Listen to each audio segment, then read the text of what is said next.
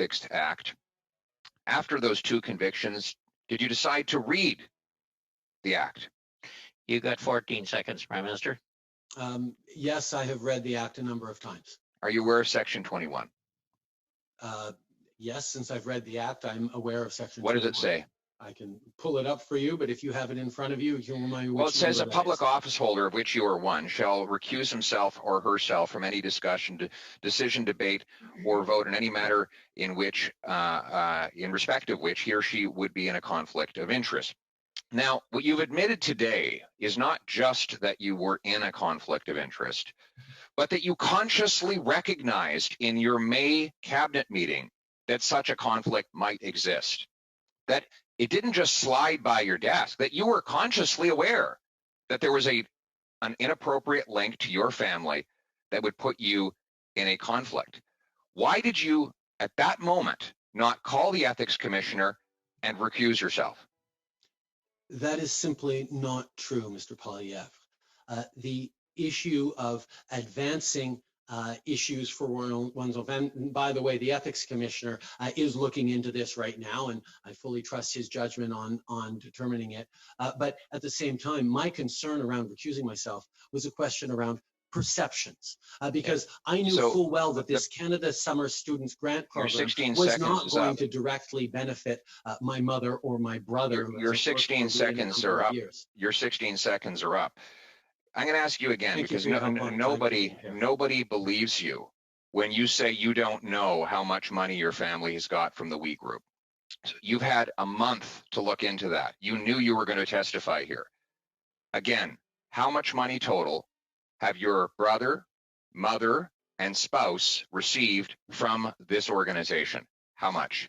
That information has been publicly shared, but I will highlight. Well, then tell me what it is. My mother how much? has just the dollar figure throughout her life. The dollar figure, Prime Minister. Various ways, and is proud of the work that she's done, and I'm proud of her. How much? I'm looking for a dollar figure. We can get that number for you if you like. It's been out in the media. It's been in the media, but you don't know it? I don't have it in front of me. And quite you don't frankly, know how much your family has received from this organization, which you tried to give $500 million, really?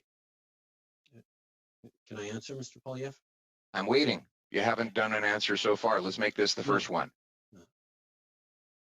My mother has worked as an advocate. The dollar figure, Prime Minister. Speaker for many good organizations across the country. Mr. Prime Minister, you are being asked a direct question at a parliamentary committee. Support her because she does her own work, and I'm proud of the work that she does. Point of order. But I do not feel that it is my responsibility to peer into the work my mother is doing, because I have point of order to suspend. She's doing.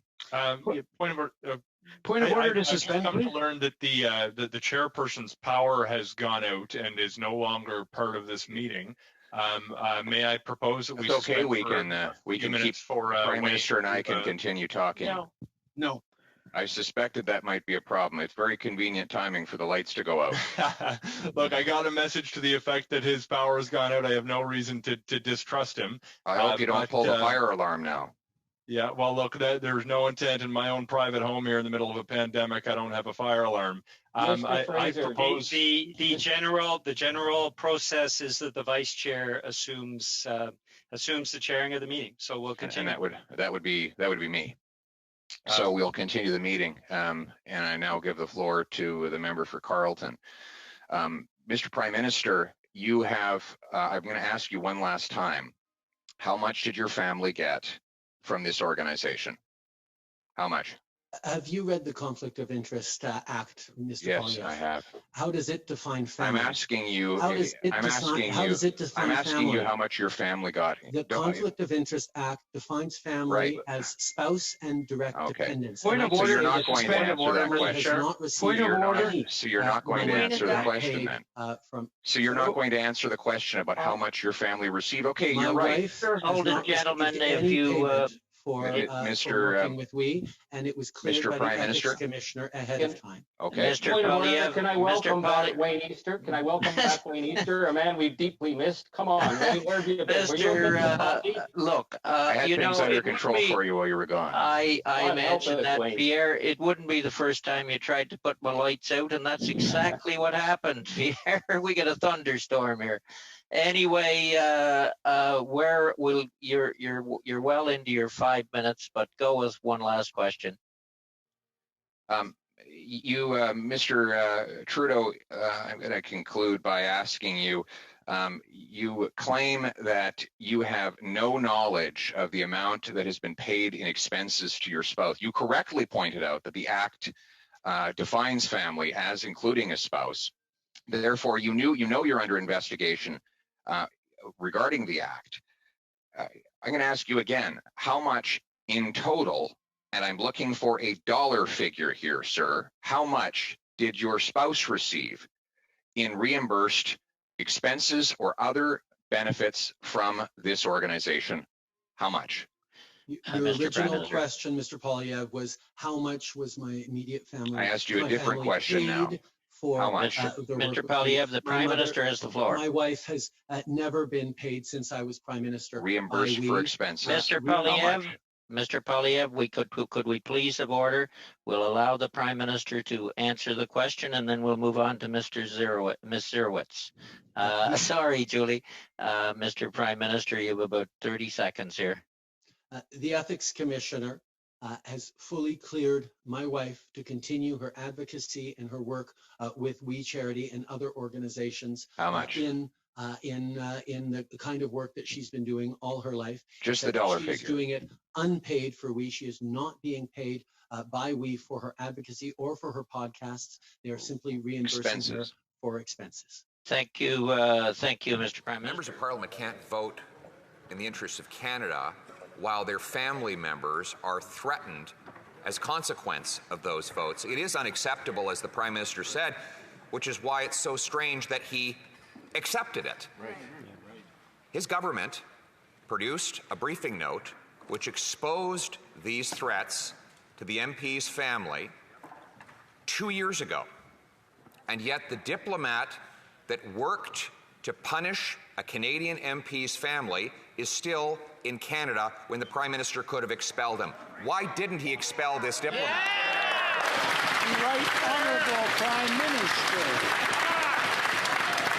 It is absolutely unacceptable for any Canadian to be subject to intimidation via foreign power, particularly threats against family and against families of members of Parliament. That's why, as the reports came out this morning, I immediately asked officials to follow up on these reports and to get to the bottom of this. I also asked for outreach both on the political and the officials side to the member in question. We are going to continue to make sure this is taken extremely seriously. Honourable Leader of the Opposition. Well, that's just false. He didn't immediately take action. He took action after the media found out about it. That's right. His government has known that a Canadian MP had his family threatened because that MP voted for human rights in the House of Commons. He knew about that. For 2 years, he did exactly nothing. Furthermore, the same diplomat that orchestrated these threats against the MP's family still works in the Toronto consulate at Beijing, even though the Prime Minister has the power to expel him. Will he expel him today? Yeah. The Right Honourable Prime Minister. As the reports were made public this morning, we followed up immediately with top officials to get all the information on this file, on what happened, on who was informed and who was not informed, to make sure that we are following up in an appropriate way. This is absolutely unacceptable, and it shouldn't have happened. Mr. Speaker, the Prime Minister has to answer these questions. He's known now for 2 years that the family of a member of Parliament was threatened for harassment and other penalties because of how he voted on human rights in the House of Commons. For 2 years, the Prime Minister did nothing to protect the family or to punish the Canadian-based Beijing diplomat who orchestrated the entire attack against that family. Can the Prime Minister confirm if the responsible diplomat from Beijing will be expelled by the end of business day today? The Honourable Minister for Public Safety. Speaker, I want to assure every member in this chamber that we take... Mr. Speaker, it's time for the Prime Minister to stand up and do his job. Stand up. Stand up. Stand up. Stand up.